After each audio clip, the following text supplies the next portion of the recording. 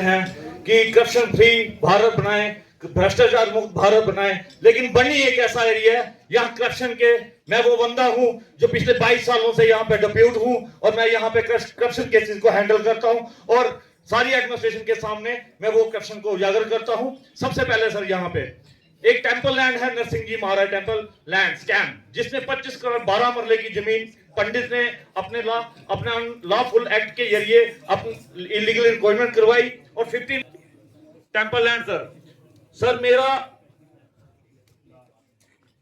Sir Narasimha जी महाराज जी की जो जमीन पे पिछले पहले वाले हमारे डिप्टी कमिश्नर आए और उन्होंने न्यूली कमेटी यहाँ पे फ्रेम की। उस कमेटी के बाद एक रेंट डिसाइड हुआ कि रेंट लगाया जाएगा, लेकिन सर वो रेंट अभी तक नहीं लगा है।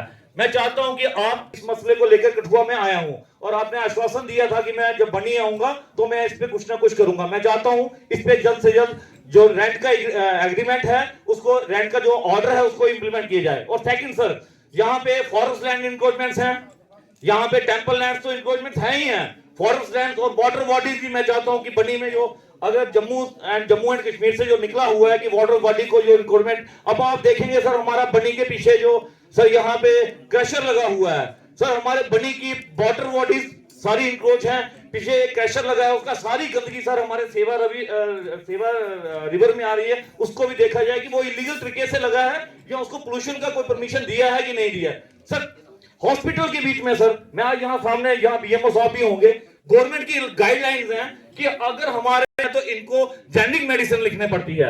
एसडीएम साहब के पास मैंने वो दिया, इनकी मैंने वो प्रिस्क्रिप्शंस को देखा। सर अगर गरीब आदमी को हॉस्पिटल के अंदर से मेडिसिन मिल जाए तो इसमें प्रॉब्लम ही क्या है इन लोगों को?